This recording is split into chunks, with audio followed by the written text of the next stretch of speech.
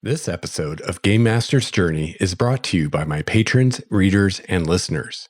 If you'd like to learn how to support this podcast, visit lexstarwalker.com/support. Starwalker Studios presents Game Master's Journey, your multidimensional RPG podcast.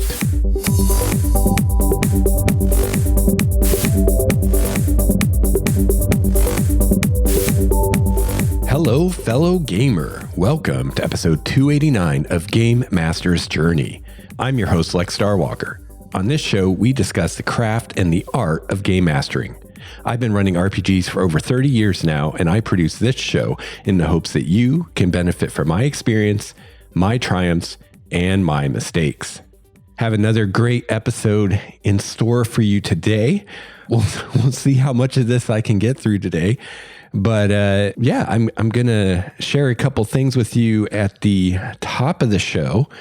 And then I'm going to go into some discussion of a variety of game mastering topics. And a lot of the discussion today is going to come from questions that I received from listener Matt Yancik. I recently did an interview with Matt on his YouTube channel, Manufactured Myth and Legerdemain, and I will have a link to that in the show notes. I should be able to embed the actual video in the show notes over at lexstarwalker.com/GMJ. And yeah, we did a nice interview on Matt's YouTube channel where we talked about game mastering and role-playing games and writing and creativity in general and all kinds of stuff. So Matt had sent me a large number of questions that he kind of cherry-picked from during the interview. And as you know, if you've listened to this show very long at all, I am someone who likes to be prepared. And that's true for everything, not just for game mastering. So I had written out answers to all of these questions. And there were a lot of them that we just didn't have time to get to. And since, I'm someone that always tries to get the most I can out of, time I spend on things, I thought it would be a shame, since Matt took the time to come up with these excellent questions and I took the time to answer them, it would be a shame if no one ever heard that. So I thought what I would do is address the questions we didn't get to on my own podcast, because Matt asked really fantastic questions. So I actually just put out an episode of my other show, Lex Out Loud, which you could consider to be the second part of my interview with Matt. That was episode 56 of Lex Out Loud. And now this episode of Game Master's Journey will be the third part of that interview. So on both of these episodes, I did not address any of the questions that Matt and I actually discussed on his video, because I didn't want to duplicate that content. So I really hope that you'll go watch his video and watch our interview. And then, if you want to hear part 2 of that, you can check out episode 56 of Lex Out Loud, which I believe is titled Writing and Game Mastering, or something similar to that, but it's episode 56. So that was the second part of this interview. And those were questions where my answers were a little more focused on writing and creativity in general. And then today I'm going to address the questions that were more focused on game mastering and RPGs. So I don't think it matters if you listen to them in order as far as that goes. So if this is the first one you're listening to, I think it'll be fine to just listen to this and then go check out the other ones later. But if you want the full experience, check out all 3 parts of me fielding questions from Matt, and definitely go check out his YouTube channel. He does interviews with all kinds of people in the RPG industry, game designers and other game masters and all kinds of interesting people. So definitely go check out his channel, check out our interview, and check out the other stuff that Matt has done. And I want to thank Matt so much for having me on his show. And I also want to thank my wife, Nikki, who was kind enough to read Matt's questions for me today so that it doesn't sound quite so much like I'm just talking to myself. But before we get into that, there are a couple other things I want to talk about at the top of the show.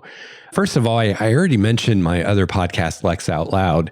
And if you're a new listener, you may not know, but I am a writer and a novelist. I've just finished writing a science fiction novel that I'm in the process of revising and preparing to send it to agents, try to find an agent, try to get it published. So part of that whole process is having people read the thing and give feedback, what's called beta readers. So I am still looking for some more beta readers for my novel, Critical Balance. So if you think you might be interested in being a beta reader, check the show notes. I have a link to a post about it I made on my blog, and it explains what a beta reader is and what it entails and all that good stuff. I also have a form there for you to fill out to tell me a bit about yourself. But in a nutshell, basically what a beta reader does is you just read an early draft of a book and give feedback, what you like about it, what you don't like about it.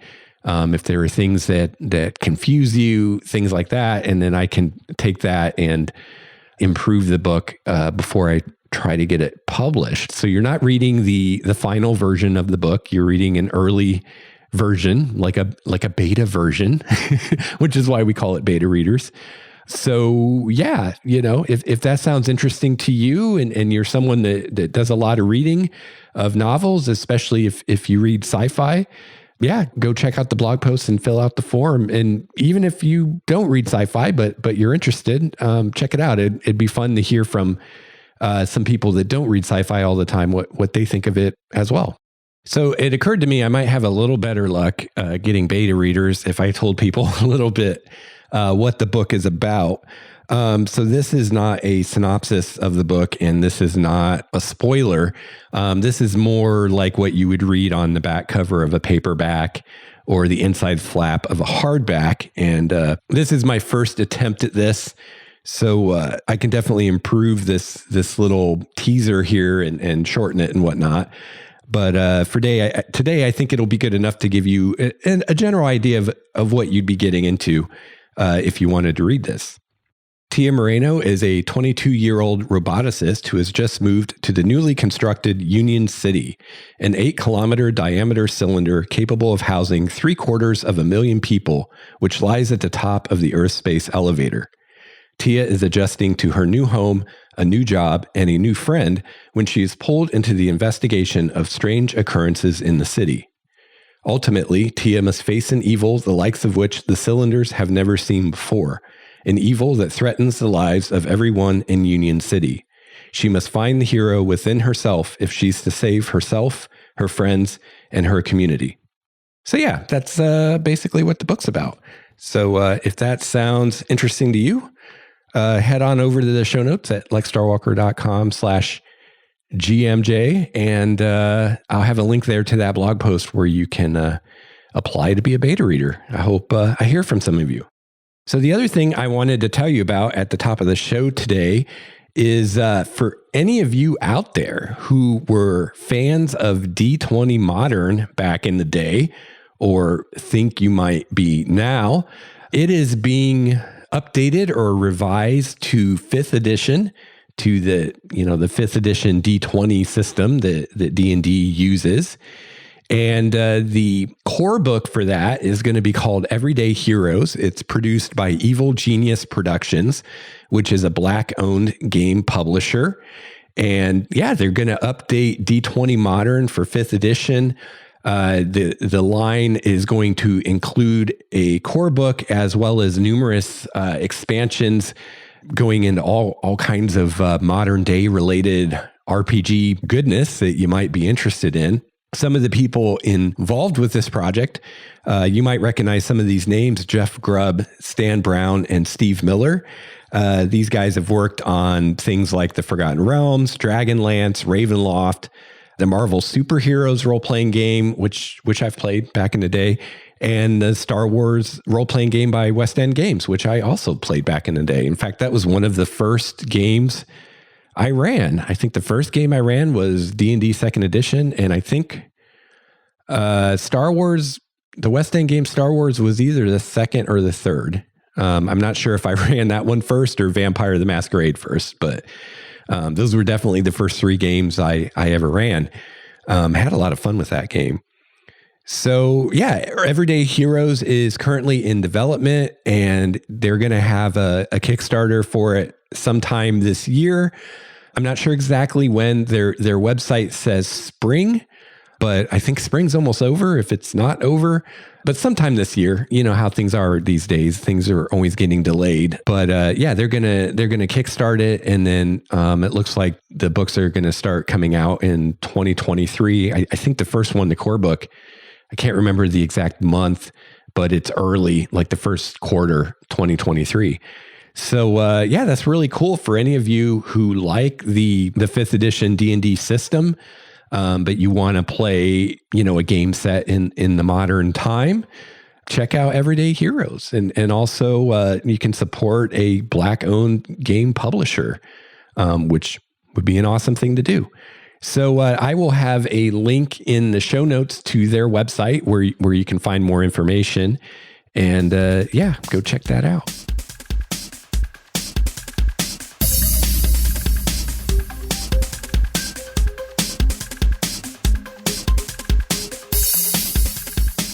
All right. So as I said, today I am going to answer some questions that came from our listener, GM Matt Yancik. And these are read for us by my wife, Nikki. Thanks again, Nikki, for reading. And thanks again, Matt, for submitting these excellent questions. When you're playing just for yourself, not streaming or podcasting, what draws you to a particular game, and how do you choose who to play with?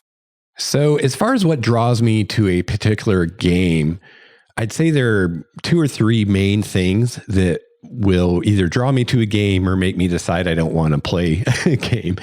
And the first of those things is the system. I mean, the system's pretty important. And I'm always on the lookout for a good system. I kind of nerd out on game systems, as I'm sure those of you who've listened to very many of these episodes of this show know. And I'm always looking for a good system, for a better system than what I'm used to or what I've done before. Probably right now, I would say my favorite RPG system that I've run would be the Old World of Darkness system by White Wolf Games. It kind of checked almost all of the boxes for me. It was easy to learn, easy to teach, easy to use, very flexible, very easy to, decide what you would roll for a given thing, as opposed to, like, for instance, the Star Trek system, which I also enjoyed. But the Star Trek game, it can also often be, you're not quite sure what to use for a given role, and you could, debate whether it's this or that. But the White Wolf system, it was always pretty straightforward, what you would roll for any given thing that a player wanted to do. So it was really flexible and easy, but it also allowed you to get pretty detailed as far as the mechanics when you wanted to, without the system getting cumbersome and without, slowing gameplay too much. There wasn't really any math involved with it, unlike, say, for instance, D&D, which I really liked. And yeah, it's an easy system to learn. It's easy to run. I just, and if there's time, I'll talk a little bit more about this later, but I just got involved with a Mage campaign run by one of the players in the group that I run. And, I haven't run or played a White Wolf game in probably decades. And, this is really the first time I've even really thought about it much since, I don't know, probably at least 13, 14 years ago now. But it's amazing that it's all still there. Like, once I started, making a character, like, all the mechanics came back, and this system is simple enough and logical enough that it's all still there. I still remember it. It's not like, I haven't run 5th edition D&D for, I don't know, it probably hasn't even been a year. Maybe it's been a year, but it hasn't been that long since I ran it. But I'm sure that if I went to run it again, there'd be all kinds of things I'd have to look up that I didn't remember. It's like, how does stealth work with initiative again? Or, how does the opportunity attack work again? I recently started running Numenera again a while ago after not having played that game for a few months or a year or so. And it was the same thing. There's all kinds of stuff I didn't remember how it worked and the fiddly bits and whatnot. But I haven't run or played a White Wolf game in over a decade. And I feel like I could sit down and run Vampire right now without any books and I'd be fine. I wouldn't need to look anything up. So, I really love that system. So yeah, the system is an important part of, do I like a game or not? Do I want to play it or not? Do I want to run it or not? Especially. Another important thing for me is the setting. This is really what hooks me into a game. It's usually the first thing that really grabs me is the setting. I love a good setting. These days I prefer a science fiction setting, although I can get into sci-fi fantasy if it leans more into the sci-fi side of things and the fantasy side of things. But yeah, I love a good setting, and that's usually what first grabs me and makes me excited about a game. And then I look at, okay, what's the system like? Is this something I would actually want to run? And then the third thing is just the approach of the game. This is kind of a harder thing to pin down, but every game has its own approach, its own philosophy, its own idea of what an RPG should look like and what a game session should be like. And again, I really liked the approach of the old World of Darkness games. They approached the game more as dramatic storytelling as opposed to like the war game approach of D&D. Even to this day, I still think of my adventures in terms of scenes instead of encounters. The games Vampire the Masquerade and Changeling the Dreaming probably had the biggest influences on me as far as molding me into the GM that I am today, more than any other game I've played. Honestly, probably more than every other game I played put together. If you really wanted to understand me as a GM and my philosophy and all that, you could probably read the game mastering section of either Vampire or Changeling 2nd edition and have a pretty good bead on how I think about games and how I approach games and things like that. Because I don't know if it so much shaped me or if it was just a philosophy I agreed with and made sense to me. But it's definitely the philosophy and the approach that I've adopted, right down to, my quote session 0, which really, I have a prelude, so my last D&D campaign, the Primordia campaign, I did preludes with each of the characters and each of the players, where I got together with each player individually before we even started a campaign and went through their backstory and their character and did some role playing with them, kind of setting up their character and their place in the world and the story that was about to happen. And that comes from White Wolf. That comes from Vampire and Changeling. That's where that whole idea comes from. And even the interludes I did, or that's what Matt calls them. I called them vignettes. The vignettes that I did in that campaign were just kind of an iteration of the whole prelude idea. So yeah, that all came from these old World of Darkness games. Those games in the chapters where they were, discussing game mastering and how to run the game, they really focused on the story, having a good story, having drama, having conflict, things that I still don't think D&D has really caught on to, at least not to that degree. I love how your characters in those games come out of the gate with dramatic things to role play. One of the hardest things, for instance, with D&D or a lot of other games, when you start out with a new character, is you don't really know who this character is. There's no real history to the character. I mean, you might have come up with a backstory, but it's just kind of academic. Like, you don't really have a relationship or an experience with that history. And so a lot of times the first few sessions, you're kind of trying to figure out who your character is and how you want to play him and all that stuff. And you don't have that problem with these games. For instance, Vampire, your character struggles to maintain your humanity or not while fighting these bestial urges that you have and trying not to become a total monster. So there are mechanics in the game, the humanity mechanic and the virtues, where, the more that you give into your darker side and those urges and do things that a vampire would do and a human wouldn't, the more you risk losing that human part of yourself. And it's codified in the system of the game. And there, you can go so far down that road that you actually lose your character because you become just a crazy beast going around spreading mayhem and killing people. At which point you don't get to play your character anymore. So on session 1 with a vampire character, you already have things to role play because you can role play this internal struggle that all of your characters have. It also does a lot more politically and setting up, alliances and what's the word?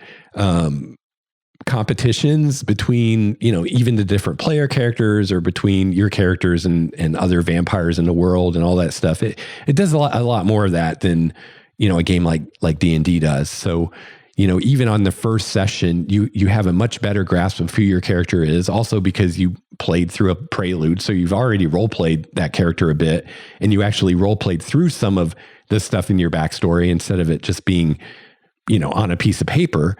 So you have a better grasp of your character in that way. And you also have this inner struggle that you can role play.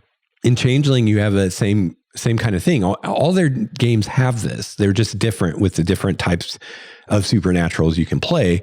So with Changeling, the struggle was between your inner creativity and your fairy magic in a world that's trying to smother that with its banality and its disbelief in those kinds of things. So you're trying to keep your inner fairy self alive and vibrant and keep your magic strong, all while at the same time staying grounded enough in reality to not go crazy. Because if you go too far down the, glamour and magic of being a fairy and you ignore the real world too much, you can lose your grip on reality because your character is part human. So you do have a human psychology. You can't just be completely fairy or you'll go crazy. So it's the same kind of thing where your character is struggling to maintain this balance between these two opposing sides of their nature. Very similar to Vampire, just a different spin on it. But in the same way, you have all this stuff you can role play from the very beginning. As far as how you choose or how I choose who I play with, these days it's mostly a thing of just people I've played with before that I know are good players that I can rely on and have a good time with. But, if I need to find someone new, I look for people that I can get along with, people that are fun to be with and be around. Things I really value in players are people who are going to get into it and be wholly present during the game. I love players who will actually think about the game and think about their characters outside of the game, who want to do more than just show up and play the game every week, but who actually have things they want to accomplish with their characters that maybe, are their own thing that don't involve the other group. I like doing, solo vignettes with players. I love getting, emails from players through the week about, oh, hey, could I do this with my character? Or what does my character know about that? People who are engaged, not just during the actual game session, but other times as well. That's really great. And of course, it's very important to have players who you can depend on, who will show up and be there and be on time, or if they're not going to be there, let you know. Things like that, just basic courtesy and respect kind of stuff. So that's what I look for. And, if I'm in a position where I need to find a new player and I may be recruiting some people I don't know at all, or I've never dealt with at all, one thing I like to do is to give them some hoops to jump through, give them a chance to prove themselves. So in the past, I've done stuff like have questions for them, like things like, I don't know, what are some of your favorite role-playing games? What do you like about them? Questions about what kind of character they want to play, things like that. And, you know, it's partly to get an idea of, okay, what kind of person am I dealing with here? What kind of character are they going to want to play? What kind of, you know, story, you know, if I don't know exactly what I'm going to do, you know, what kind of story could I build around these characters? Or if I do know what I want to do they want to play a character that's going to fit what I want to do? So I can get all that kind of information, which helps me in the preparation of the campaign. But it's also, are they going to respond to emails? Are they going to do things that I ask them to do? You know, are they willing to go the extra mile, or are they just want to show up on game day, play, and then forget about it for a week? So yeah, you know, if they don't respond to the email, or they don't answer the questions, or they kind of phone in the answers to the questions, then those are red flags. And, you know, if I'm in a position where I have more players wanting to play than I need, then that will help me decide, you know, who I want in the group and who I don't so much want in the group. So yeah, that's how I approach it when I need to do that. But yeah, these days, I'm mostly just approaching players that I've played with before, that I know, you know, we get along well and we have fun together. Because, you know, part of it's not just, you know, is this person reliable and can you depend on them to be there and things like that. But it's also just, you know, there are a lot of different approaches you can take to these games, and different people enjoy different things and want different things from the game and from the GM, and just have different styles of playing, and not all of those different styles play well together, you know, and I've done this long enough. I know what my style is, and I know what I like and what I don't like. So yeah, it's also, you know, finding players that fit that you're not going to be constantly butting heads with them, or they're not going to be constantly butting heads with the other players because they want a very different kind of experience than what everybody else wants. So, you know, over the many years I've been running games, especially online, I've cultivated a list of players that I know, you know, they like the kind of games I run, and I like the way they play, and they all get along with each other because they're all kind of on the same page. And yeah, it makes everything run nice and smoothly. So, you know, usually if I am looking for a new player, you know, maybe I have a group of 4 or 5 players, and one of them is a new player. So I'm really looking for someone who's going to fit in well with the other players that I already have. Is it fair to say you're more of a GM or DM than a player? Why is that? What is it that appeals to you about running games as opposed to playing? Yeah, I'm definitely much more of a GM. I would guess that if you could add up all the time that I've spent playing RPGs, that probably less than 10% of that time was as a player, and well over 90% of it, I was in the role of a GM. In high school and college, a lot of that was because I was just willing to be the GM, and my friends weren't, or would rather not. So I almost always ran the games. I remember in high school wishing I could play more, but by college, I was pretty happy being the GM and actually preferred it, and I still do now. In the earlier years of my time as a GM and a player, the appeal of game mastering was that I could, quote, do it right. In those early days when I was able to play, it was sometimes under GMs who weren't that great at GMing. GMs who really didn't give you the freedom to do what you wanted, who would railroad you into doing what they wanted you to do. And for me, that's not much fun. I also played under some GMs who just weren't prepared and did kind of a half-assed job at it, especially in high school. And that wasn't much fun either. So, you know, when I GM, I do my best to bring my A game, and I always have a good time with it. And I can count on that.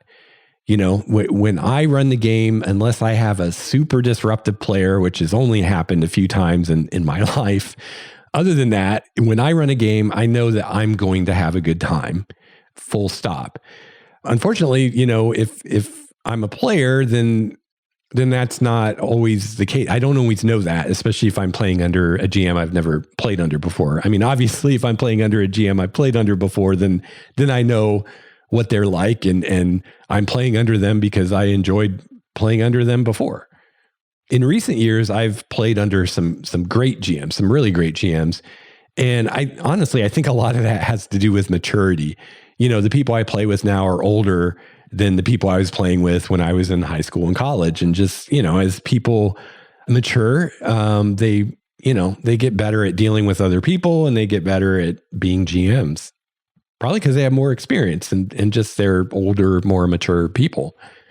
But, all that said, I still prefer GMing. I really like the creativity of it.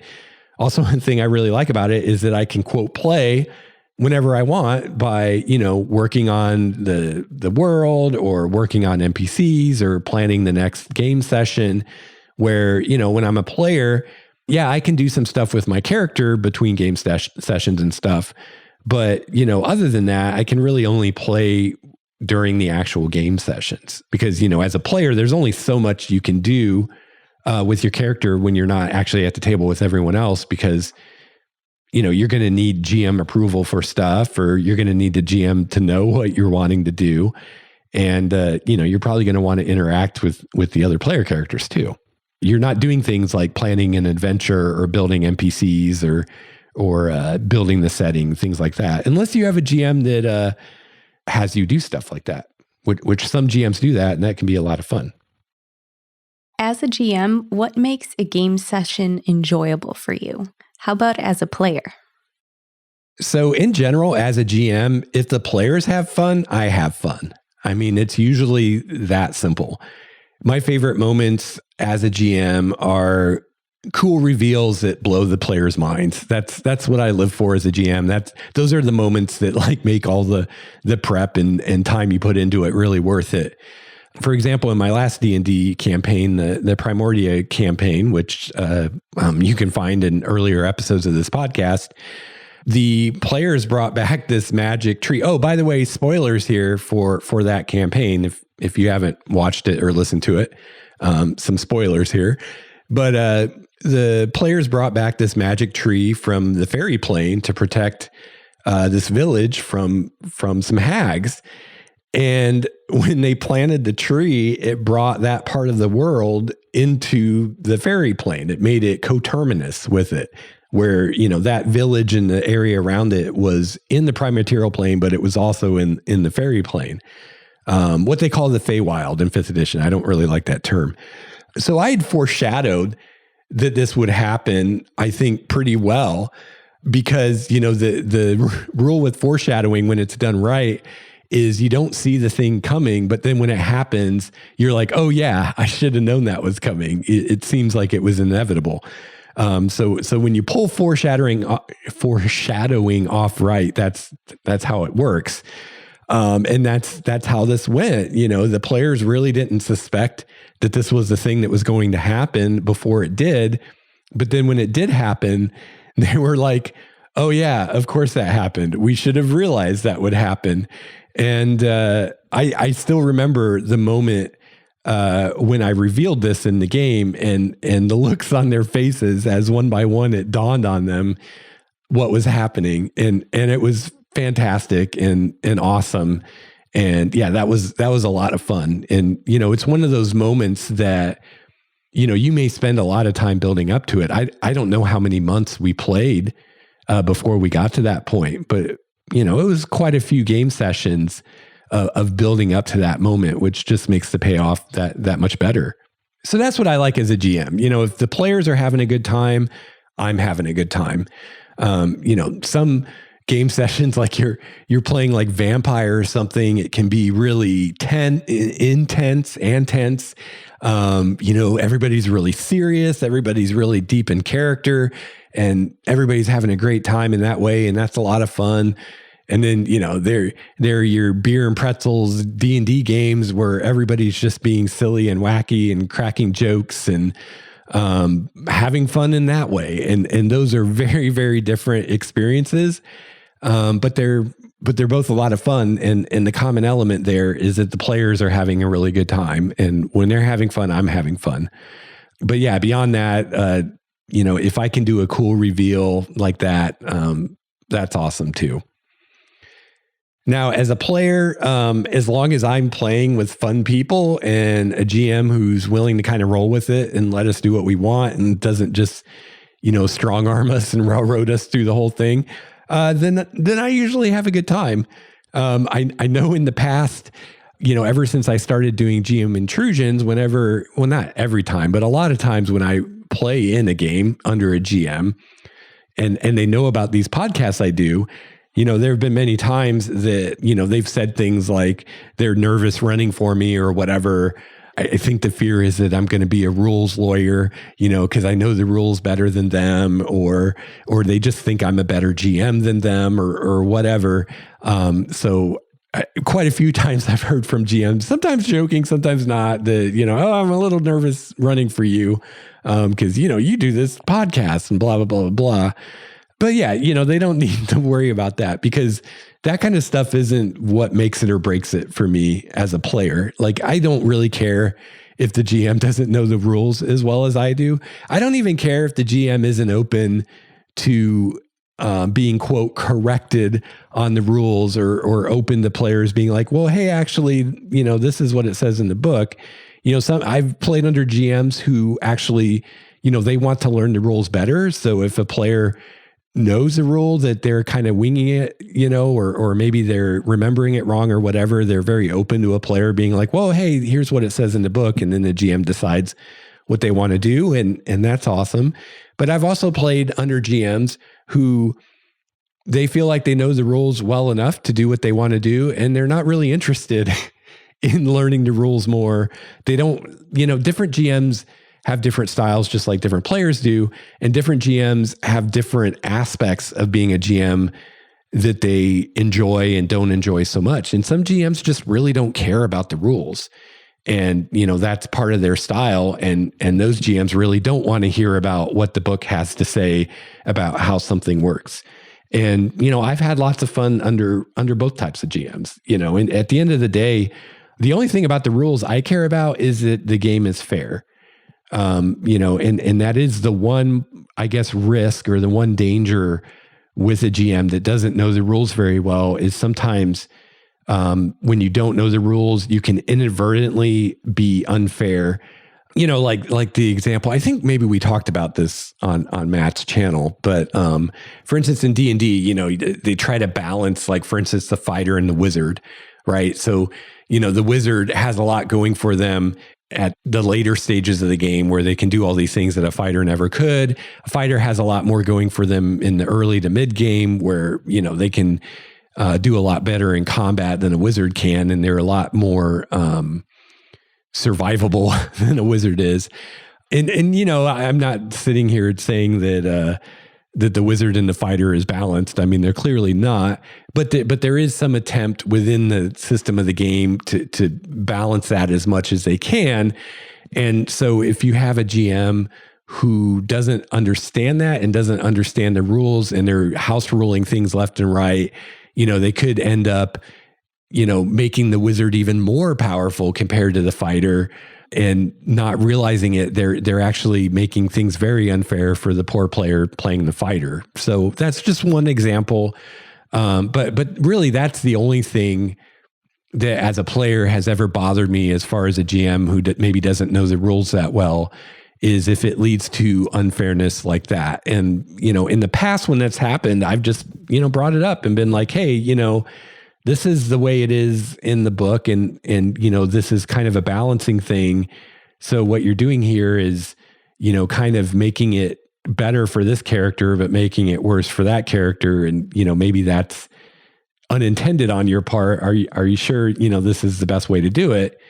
And it's never been an issue. Usually the GM is just not aware of that. And they're like, oh, well, yeah, let's address that. Because they want it to be fair and they want people to have fun. They're not doing it to be unfair. They're just, see something that they think is cool. And they're like, oh, it'd be cool if we did this. So, it's never I don't know. I don't think that's ever really been a problem. The only time I can ever remember being anything close to like upset about something like that was just when I had an ability, or my character had an ability that I was counting on working a certain way because that's the way the book said it worked. And the GM effectively nerfed it. And I didn't know that they were doing this beforehand. And so now, I have this thing I thought my character could do, and they can't actually do it, or they can't do it the way I thought they could. But even then, I mean, we were able to resolve that. I think I've run into that maybe twice in my life. And I think the one time the GM just, when I brought it up, they were like, oh, I didn't realize that. And they just ran it the way the book said. And I think the other time the GM really wanted to do it their way. And they just let me like choose a different spell or ability or whatever it was. Cause I was like, well, that's cool that you want to do it this way, but that's not what I thought I was getting when I got this ability. Is it cool if I swap it out for something else? And they were cool with that. Because I mean, this kind of thing usually happens in like the first session or two that you run into this kind of stuff. And then after that, like, how things are. So yeah, it's never been a problem. So yeah, I don't think other people need to be worried about GMing for me or other people like me who, maybe spend a lot of time thinking about these games or whatever, or podcasting about them or YouTubing about them, as long as we're reasonable people. I hope most of us realize that, like Rule 0 in D&D, White Wolf has the same kind of thing. I forget what they call it, but where, the GM is the final decider on how the game works, and they can disregard any rules they want. They can make up any new rules they want, or they can change any rules they want. And that's their prerogative. And, most GMs do that to some degree or another. It's just part of the hobby. And I think most of us understand that. What are some of the qualities that make a great game master? What makes a good player? All right. So qualities I think make a great game master are being creative, being organized, being good at managing people, specifically the players at the table, being able to handle any conflicts that arise in a fair manner, just being able to manage people, being even-tempered, not someone who gets really upset about nothing, good at mediating disputes, which I guess goes under the managing people, and a good storyteller. So those are some things I thought up that I think make a good GM. I'm sure there are other things that I'm not thinking of. As far as a good player, I think a good player is a good listener. I like a player who tries to help everyone at the table have a good time. I like a player who helps out the GM at the table as they can and as is appropriate, I guess I will say. Sometimes you have a player who's trying to help you as a GM and you don't need or want their help. And sometimes that can be, I wouldn't go so far as to say it's annoying, but it can kind of be something you have to deal with. For instance, a player that wants to quote rules from the book all the time when you know the rules and you don't need that. But in general, I think a player who is willing to help out the GM in little ways, like, tracking the initiative order for the GM, or, helping other players that maybe have a question about their character sheet or something like that. Just little things that they can do to take some of the load off the GM's shoulders. As long as they're doing things that the GM is cool with them doing and they're not trying to take over for the GM. I think that's a good thing. Players that aren't attention hogs, that are mindful of giving the other players chances to talk and do what they want to do. And players that show up on time. I know I've probably said that a few times already this episode, but that's really important. I usually don't deal very long with players who just don't show up with no warning or who are consistently late. Just because then we're all waiting on them, and life happens. People are occasionally late, that's fine.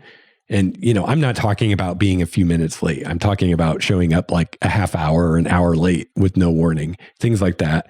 So yeah, I prefer players that don't do those things, that are dependable. But, again, some of these things come from more of my early days, when I was dealing with fellow high schoolers or college students who were ditching the game to go to a party and get drunk or something like that. And now that I'm an adult, like that's usually when a player misses a game, it's because they had to work late or they're traveling or something. And it's something, we all knew about ahead of time.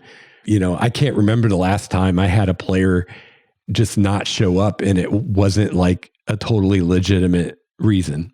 Like it's been decades. It's probably been since I was in college because I really don't remember anything at all recently like that ever happening. So, I think most players out there are good players. And most players, in my experience, most players, if you do have any kind of an issue with them, 9 times out of 10, that is resolved with just a simple conversation with the player. And it's just something they're not aware of, or they didn't think about, or they just, a lot of times those things happen with players who don't GM and they just don't understand what it's like to GM and they don't understand that they're making your life harder. But yeah, it's been very rare. In my over 30 years of GMing, there have been maybe a handful of times where I've had a player that couldn't be reasoned with and just had to, part ways with them.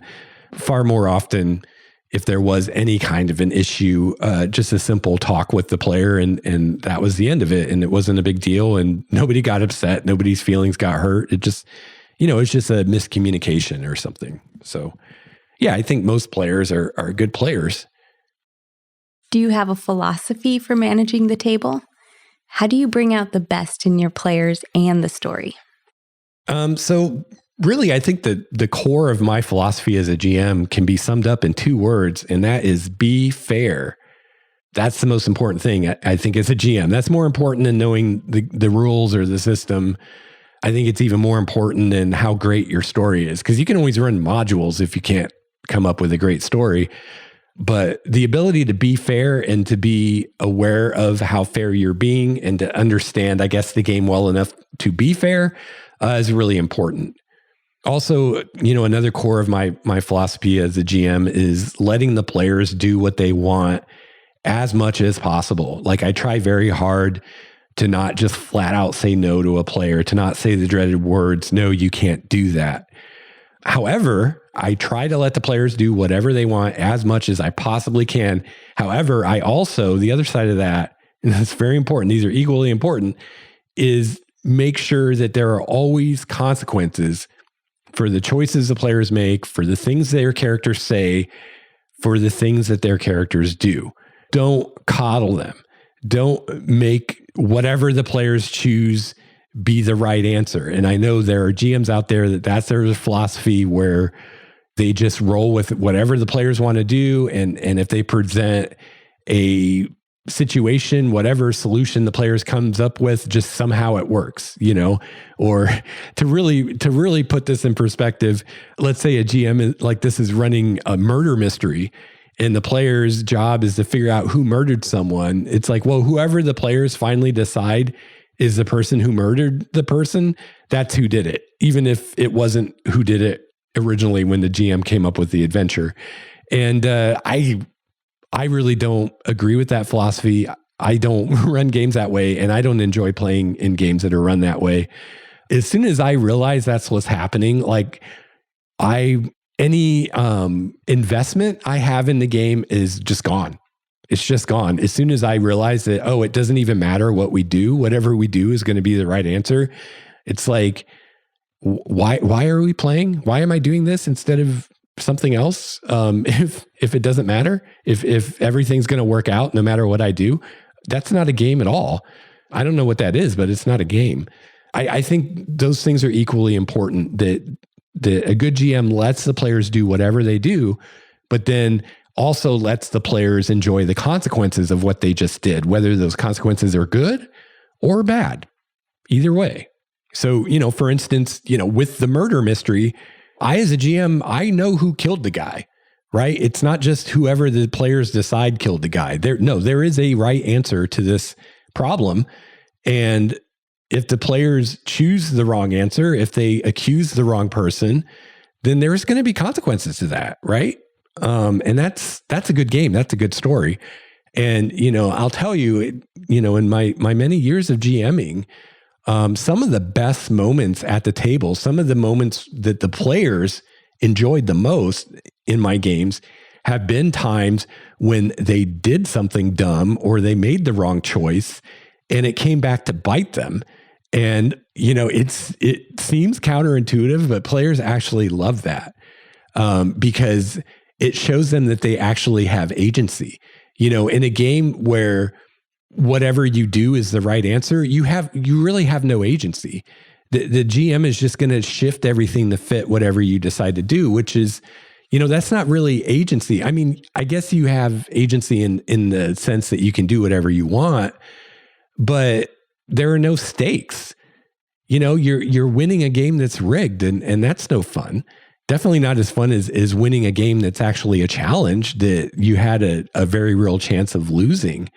So I've found that, some of the best moments are when the players do something, they make a bad decision, or they piss off the wrong NPC, or they kill the wrong NPC or something, and there is backlash from that. There are negative consequences from that, and they love it. And the best is when it's a delayed thing. The consequences don't happen that session or even the next session. It's further down the road.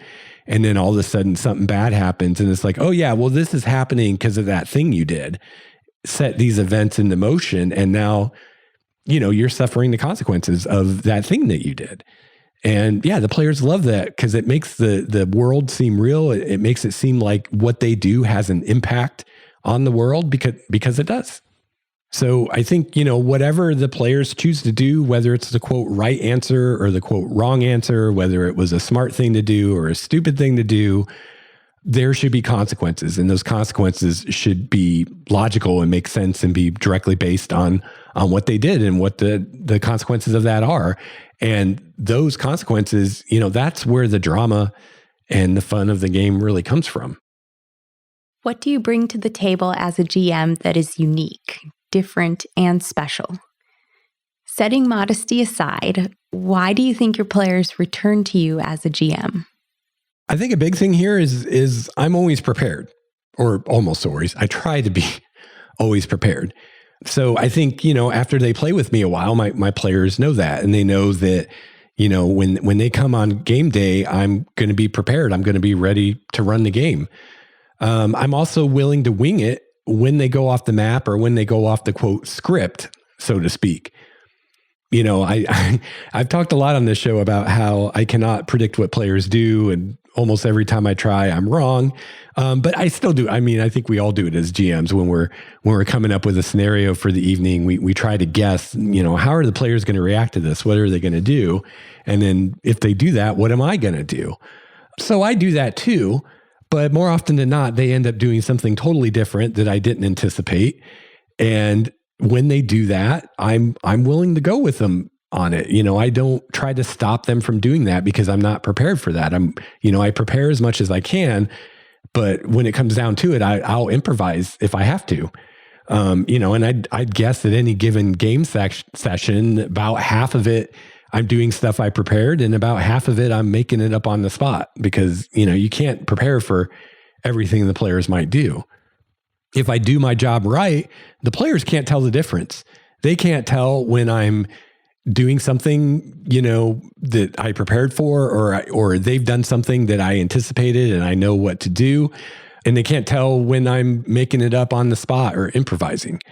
And yeah, you should, I think as a GM, endeavor to kind of have your poker face so they don't know, because it does kind of break the immersion when they know that you're making stuff up on the spot. But, at the end of the day, the players really don't care, I don't think. And they're not out there trying to figure out what you're making up and what you're not. They just want to have enough verisimilitude. They just want to be able to believe in what's happening enough that they can immerse themselves in the game and not be worried about, oh, did Lex know we were going to do that? Was he ready for this, or is he improvising? Like, at the end of the day, who cares? It doesn't matter as long as it all makes sense and the players can't really tell the difference. I mean, my ideal as a GM, like what I try to give to the players is the sense that they can go anywhere, they can do anything, they can talk to anyone, They can do whatever they want to do, and I can handle it, and I'm ready for them. And it's not like in a video game where there's an invisible wall that you run up into and you can't go past that. If they just suddenly on a whim decide to travel across the continent, like, okay, that's what we're doing now. I wasn't prepared for that, but that's what we're doing now. And yeah, if I have to, I'll call a break. I'll say, hey, give me 10 minutes, or if we're near the end of the session, I'll be like, okay, cool. That's awesome. You guys do that. And now let's break for tonight because, I need to prepare. Or if it's early in the session, I just wing it, but, my hope as a GM is that the players have that sense of, they don't have to try to guess what I want them to do and do that. They can just do whatever they want. And I'm ready for them. How has your playing or GM/DMing style changed and evolved over time? Why? Well, I think as a GM that my abilities have grown over time. I think I've gotten better at GMing and it's become more natural and easy for me to where, I can just kind of do it, and I need less prep than I used to do it. But I don't think overall that my style of GMing has changed that much. I'm sure it changed quite a bit over the first few years that I did it as I kind of figured it out. But, once I'd kind of figured it out and gotten a handle on GMing after the first, 2-3 years of doing it, I think my style's been pretty consistent through the years. If I had to guess, I'd say that probably over time, I've gotten more willing to improvise and less reliant on plans for the session or what I think is going to happen. I know in the early years, I did a lot more of almost scripting an adventure where, the players will do this and then I'll do that. And, as time goes on, I do less and less than that because again, I'm usually wrong when I try to guess what the players will do. So I've just learned that that's kind of oftentimes a waste of time to even try to do that. But yeah, other than that, I think my style has been pretty consistent. All right. So that is the last of the questions for Matt Yancik. Thanks again, Matt, for those questions. Thanks to Nikki for reading them. Really great stuff. I really enjoyed talking about all that. And I feel like a lot of this stuff is stuff I haven't talked about in the show for a long time, like going back maybe even to like the first season of the show, or even back to the GM Intrusions days. So yeah, it's nice to revisit some of these topics. I'm sure some of my answers have probably changed from what they would have been way back then. And of course, a lot of this was new. So it's really great to talk about this. And I had a lot of fun doing the interview with Matt. So again, listener, go check out our video on his YouTube channel. I'll have it in the show notes at lifestarwalker.com.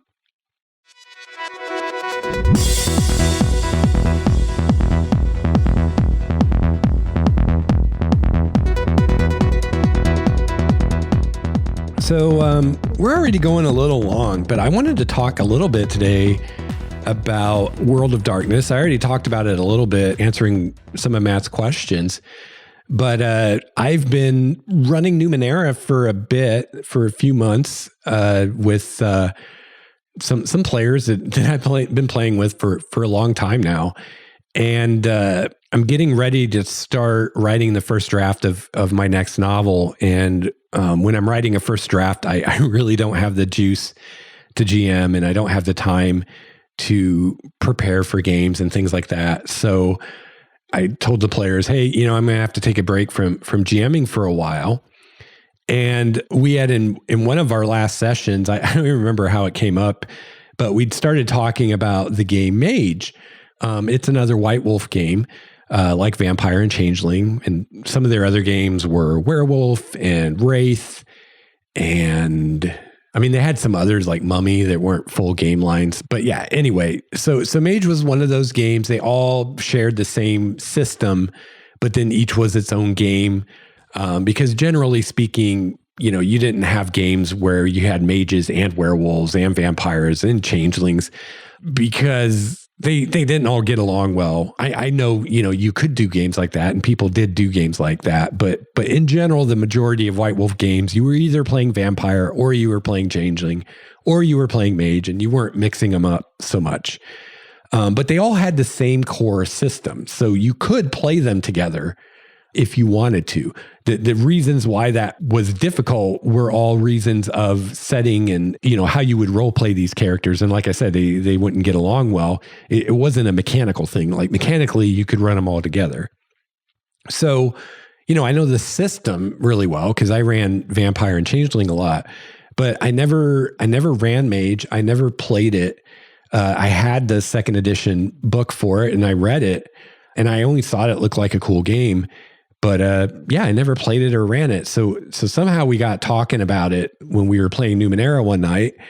And one of my players, Craig, who, if you've watched or listened to my actual play, you're familiar with Craig. I feel like he's been in, if not every game I've run and streamed, he's been in almost every game. I think he may have been in every game.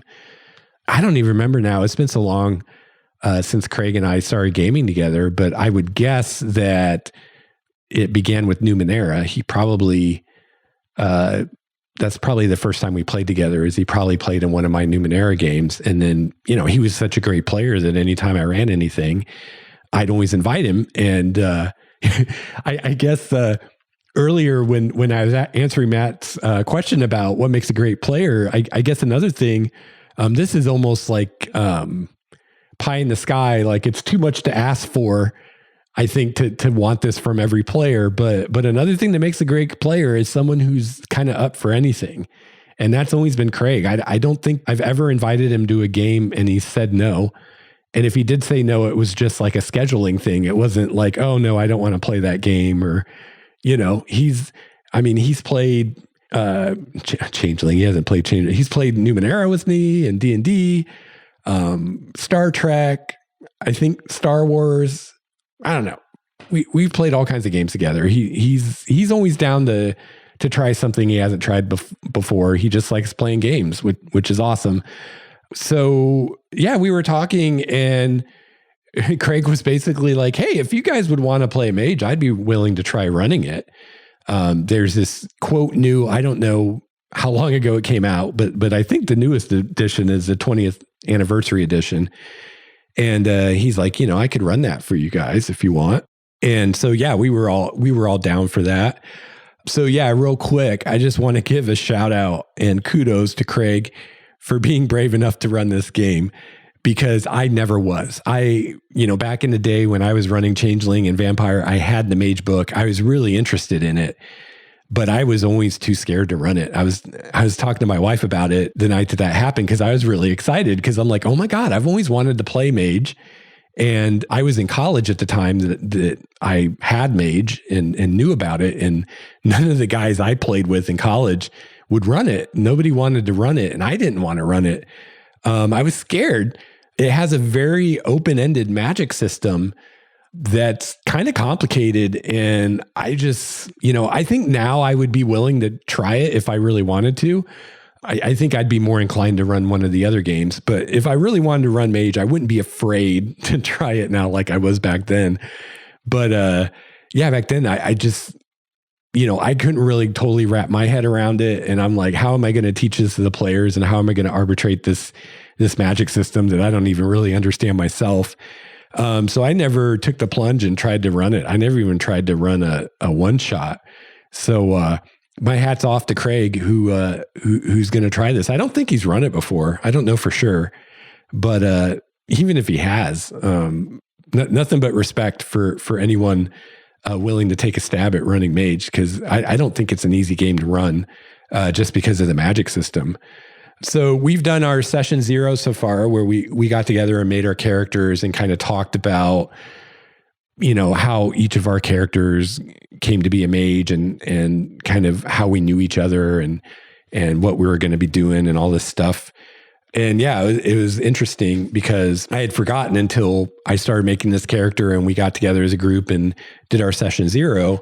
I'd forgotten how much I love the White Wolf World of Darkness system. Now I think they're Onyx Path. I don't know. I'm a little confused they've changed names, I feel like, a few times. And they're, I played and ran second edition of these games, and there have been, I think, 2 or 3 or 4 editions since then that I haven't really played. And now this is the 20th anniversary edition. So I got away from these games due to a bad experience I had with Vampire. And I think I've talked about this before on Lex Out Loud. And I think I talked about it with Matt on his YouTube channel. But I don't know if I've talked about it on this show or not. And since this is my RPG podcast, I guess I'll just really briefly give you the nutshell version, because I think I talked about it in more detail with Matt. But I basically had a lot of time on my hands, and I'd always wanted, Vampire is a very political game, and I'm not a political GM. Like, I don't normally run political games. It's not really my forte. It's not my wheelhouse. It's not usually what I enjoy or what I'm good at doing. But kind of with Vampire, at least my feeling was that was kind of the ultimate, like that's where Vampire really shone, was that kind of political game. And I'd always wanted to try doing it. Well, I had this period in my life where I had a lot of time on my hands, nothing to do. And so I decided I would come up with this, really political Vampire campaign. And I would spend a lot of time developing NPCs and relationships between NPCs and all this stuff. And I spent hours and hours over, I think it was 2 or 3 weeks, where that's kind of all I did was work on this campaign. And I had some players lined up to play it. And then for some reason, I still don't really know why, I had 2 players that were like for sure. And I was kind of building the campaign around, because they'd already made characters. I think I was kind of building it around their characters. And then I had some other people I was going to ask to play when I was ready.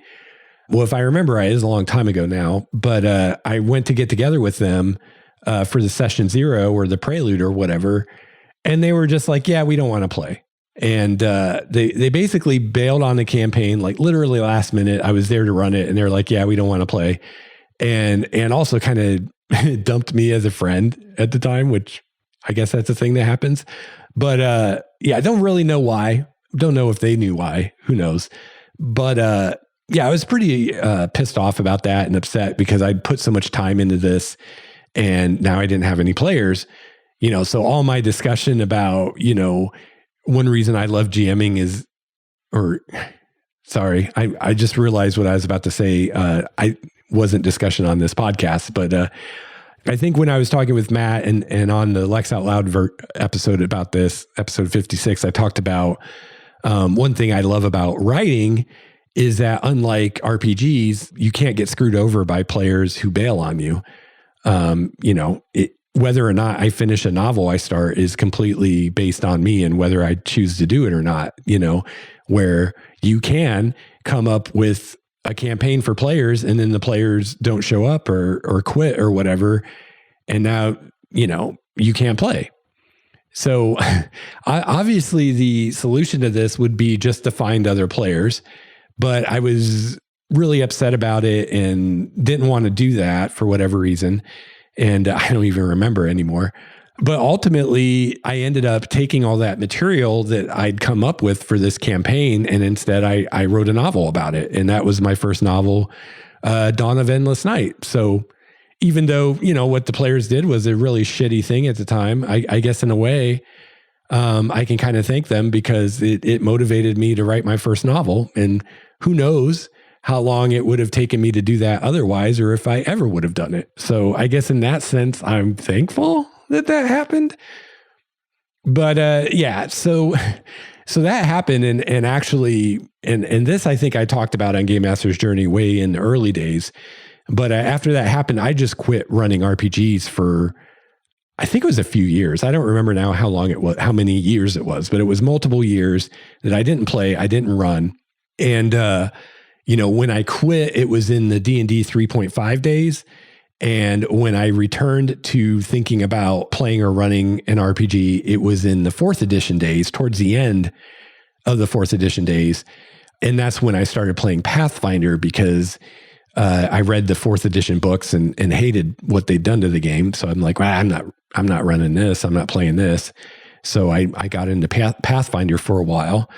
But at that time, I did not go back to Vampire or Changeling just because this experience had kind of turned me off to the White Wolf games, I guess, as well as to RPGs in general. But then even when I got back into RPGs, I didn't go back to Vampire or Changeling.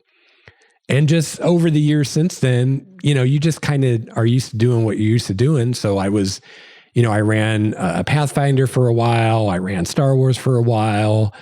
And then I got into Numenera and I ran that for quite a while. And that was all I was running. And then started to get tired of that. And then 5th edition D&D came out and then I've been running that since then. And now I've gone back and run a little Numenera. I ran some Star Trek, some things here or there. But for whatever reason, well, part of the reason being I sold all my books. I didn't go back to any of the White Wolf games. So it was kind of cool to, get into this Mage campaign. And yeah, I'd just forgotten how much I loved the system and how fun these games are. So yeah, I was pretty stoked and I'm still pretty stoked to play it. You know what? Now that I think about it a minute more, I did look into the White Wolf games when I started getting back into things, when I started playing Pathfinder. But what was going on at that time is they had ended because these games, the Old World of Darkness, they had this like meta plot where as they put out new supplements for the game, they were advancing their own plot of kind of what was happening big picture in the world with like the vampires and the werewolves and everything else. And, for instance, Vampire, a big part of Vampire was their idea of the apocalypse on the horizon that was called Gehenna, which was where the first vampires that were these ancient, like god level vampires that were sleeping, like dragons sleeping away the centuries somewhere, would rise up and kill all the younger vampires. And that would be the end of the world or whatever, at least as far as vampires were concerned. Well, when I got back into role playing and started looking into, what's going on with Vampire? Well, I found out that they'd had that happen and that people were very dissatisfied with how that went down.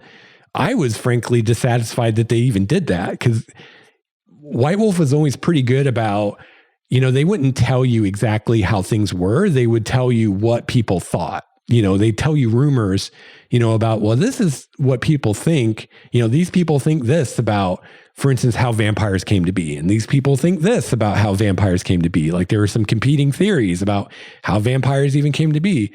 And they were like that with everything. Like when it came to the setting, they a lot of times wouldn't just give you straight up like, this is how things are. They'd give you a few different versions of how people thought things were. And then it was up to the GM to decide which of those were true or if maybe something totally different was true. And because of that, I think a lot of people who played and ran the games assumed that, Gehenna would never be something that they published. They would leave that to each GM or storyteller, as they call it, to decide how that goes down if they wanted that to happen in their campaign. And each of their games had that. In Werewolf, it was called the Apocalypse. In Vampire, it was called Gehenna. But every game had this the end time that was going to happen someday. So I was really shocked that they even did it to begin with. And then, when I started reading on forums and whatnot, like people's reactions to it, like it seemed to me, at least at the time, that most people were not fans of how that all went down and they didn't like the way they did it. And then after that, they kind of rebooted all the games. So Vampire the Masquerade became Vampire the Requiem, I think. And Changeling the Dreaming became Changeling the Lost, I think. And so it was really weird because it was kind of a reboot of the setting, but yet it was assuming that the things in the previous games had happened and like somehow the world was ended, but yet the world's still here and we're still doing things. And, I guess vampires aren't gone and things like that. But they also changed things mechanically, like how the vampires worked and how the changelings worked. And I read the Vampire the Requiem book. I read quite a few of the books and the same with the Changeling the Lost books. And I really didn't like it. I felt like they pretty much ruined the game. They'd ruined Vampire, they'd ruined Changeling. And I was like, if I was going to run this, I'd run the old version. I wouldn't run this new one. And so, yeah, I didn't play it. I didn't run it. And then there have been other versions since then. I think it's kind of confusing unless you really want to figure it out. And I just haven't been motivated to do that. But yeah, this is kind of a tangent, but I think it was in the Vampire the Requiem book in like the preface or whatever, is talking about how one of the creators of Vampire, I don't remember if it was Mark Reinhagen or if it was someone else, but how one of these guys had like, when they'd first like started coming up with the game in the very beginning years ago, they'd had an idea of some scene about these two vampires in a bar after a Gehenna had happened, having this conversation. And that's just always, ever since I read that, has, for me, in my mind, has been an example of, writers talk about killing your darlings. I think that comes from Hemingway, that term. But that was always an example for me of what happens when you don't kill a darling that should have been murdered with extreme prejudice. Because I'm like, I feel like this whole horrible, like, let's do Gehenna and let's do it in this awful way. And then this horrible new Vampire the Requiem, which I really didn't like, was all based on this idea this guy had years and years ago before he even made the game. And he couldn't let it go. And so he hung on to it, and it kind of, at least for me, it kind of ruined everything. So yeah, it's kind of a side note, but that's always been an example to me of what the consequences of not killing a darling that should be killed would be. But I guess that's a better conversation for Lex Out Loud. So yeah, I don't fully understand what's going on with 20th edition, to be honest. I've looked through the Mage book. It's like almost 700 pages long. And I think what it is I think they're trying in one book to give you the old World of Darkness, whatever the Vampire Requiem and all those other games were, New World of Darkness, I guess. They're trying to give you old World of Darkness and New World of Darkness, plus some other versions I guess they came up with, like all in one book, as well as the kind of the bad guys in Mage are the Technocracy, which are a kind of a different kind of mage. And it seems like they have all that stuff in there because I think they did a Technocracy game where you could play a Technocracy mage, but it was its own game. So they have all this stuff in one book. And for someone like me who's just casually flipping through it, trying to make a character, and I'm not going to sit and read the thing cover to cover, it's a little confusing. I'm not sure exactly what's going on. But it seems like it's giving the GM the tools to kind of, they can recreate either one of these games if they want or do their own thing. Old World of Darkness was like 90s, and it was very 90s, like very, angsty, teenage angst, goth, all that stuff. It was very steeped in its time to the point that it seems a little weird now reading it. But Craig has, we're in the modern day, so we're in 2022. We're not in 1990 something. But I'm not really sure, like, if it's just going to be like our world today, or if it's going to be like the old World of Darkness, or some kind of fusion of the two. I'm not sure exactly where he's going with it, so it'll be interesting to see. But yeah, it's really fun to get back into playing these games. And it's another game that I didn't play it all that much. I played some Vampire here and there, but again, I ran far more of it than I played, and I never played any of the other games. Vampire was the only one I played as a player. But yeah, it seems like so far there's been some minor changes to the system compared with what I'm used to from second edition, but not as much as there was in like Vampire the Requiem. It was like very different. So they kind of went back to the old system with a few tweaks here and there, but they seem really minor. And they also seem like the kind of things you could easily just house rule back to the second edition way if you wanted, and it wouldn't matter. They're pretty minor changes, and there's not a lot of them. So it's kind of nice because I already kind of know the system like the back of my hand. I feel like I know that system better than any other that I've ever run. So yeah, if Craig's listening, thanks, man, for agreeing to run this. Let me know if there's any way I can make it easier for you, because man, we haven't actually played yet. We haven't had people try to throw spells yet, but man, I'm really curious to see how that goes down, because I'm just trying to focus on the magic my character can do. And even that, I'm not totally straight on what I can and can't do. And, it's a very open-ended magic system, it's not like D&D where you have discrete spells and you can do what the spell says and that's all you can do. It's more like they give you some very, very broad guidelines on what you can do. And it's more up to the GM, really, what you can do. So, yeah, it'll be really interesting. But I have nothing but respect and admiration for Craig for taking it on. So, yeah, if we can help you as players, man, let me know what I can do. And yeah, hopefully, we'll all learn the system and maybe I'll finally wrap my head around it, which is really, beyond just being able to play Mage, which I think will be a lot of fun. I'm really glad that Craig is doing this because I've always been really curious about the system and I've never seen it. I've never seen it run. I've never played a game or run a game. I've never seen it in action. And I think it can be really cool. It's a really cool concept and the fact that it is so open-ended. There are limits. You can't just do whatever you want. But I'm really looking forward to seeing how it works. And I'm sure we'll in some ways be figuring it out together as a group. But yeah, I'm really looking forward to seeing it in action because it's something I've been curious about for literally a couple decades, I think. So yeah, that'll be a lot of fun. I'll definitely have to keep you posted on how that campaign goes. And I think I'm going to try to have Craig on the show because I don't think I've ever had him on any of my shows before, which is unreal as long as we've been playing together. But now that he's running a game that I'm in, it seems like the perfect opportunity to have him on and talk about whatever he wants to talk about as a GM.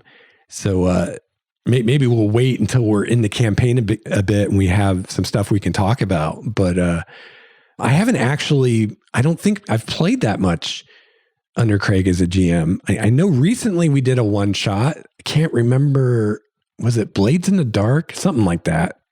We did like a little one shot that he ran, and that was a lot of fun. And I feel like maybe I played some Numenera with him that he ran, but it's been so long, I really don't remember. But I don't think I've had him GM for me a whole lot. So I think it's going to be a lot of fun. And I know, he has his own approach, I'm sure, as a GM, but I know that he would probably agree with a lot of what I said today as far as, philosophy and all that. I think he's pretty comfortable improvising as a GM. At least that's the kind of the feeling I've gotten. I don't think he's one to be tied to a script. I think he's willing to just kind of go with it, which is always a lot of fun. But yeah, hopefully he'll be on a future episode and he can share his thoughts with us on what it takes to be a good GM and how you can help everyone have more fun at the table. But man, I know we just did our session 0 earlier this week, and my God, it was a blast. And we didn't even, we were just talking about our characters and stuff. But also shout out to the players, Rose and Russell and Brett. Brett I've played with a lot. He's been in my actual plays. So you'll recognize him if you watch or listen to those. Russell played Star Trek with us. I've never played with Rose before. I just met her, but man, shout out to all of them. They all really brought it with their characters. They had like really developed concepts and really cool characters. It's funny, like looking at my character and then kind of drawing lines between my character and the other characters. I feel like pretty much every character I have, there's something that my character and their character has in common. And there's also something that we have maybe different views on. So there's definitely the potential for us to work together well, but there's also the potential to have some interesting debates or differences of opinion or outlooks on things. And I think it's going to be a lot of fun because these games are all about the role playing and the story and less about, combat and, moving pieces on a war board and things like that.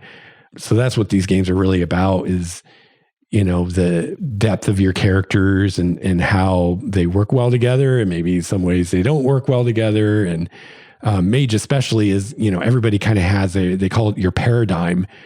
Everybody has their own idea on how magic works. And that's part of how you do your magic.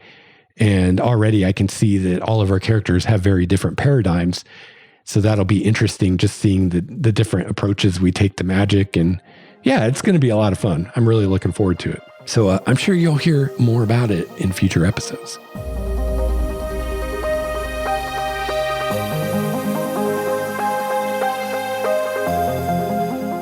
Well, that's going to wrap it up for me today. Sorry this went a little long, but it's been a while since the last episode came out. So hopefully, I don't know if I mentioned on this show, but I just moved.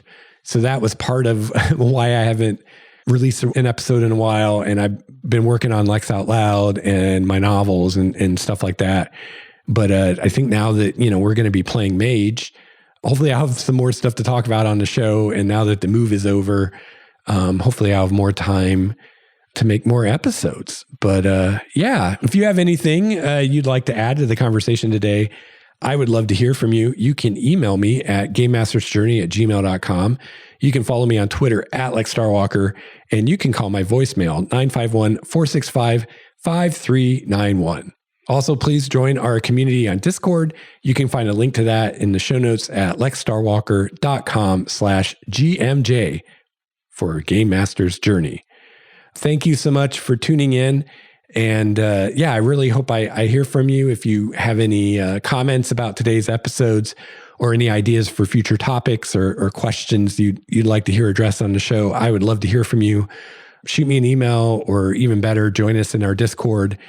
And we have a lot of fun in there. And there's different rooms where you can discuss all kinds of different things, from gaming and game mastering to video games to books, movies, just general stuff you want to talk about. Come join us in the Discord. Love to have some new faces in there. So I hope that you have a chance to play your favorite RPG this week. I hope you have a chance to run your favorite RPG. I'll be back soon with another episode of Game Master's Journey. Until then, game on. This has been a Starwalker Studios production, your source for quality gaming and hobby podcasts. This episode's music, courtesy of Cloudwalker, Transboy, Renfield, Stanko, and Ish. See the show notes for more details at starwalkerstudios.com/GameMastersJourney.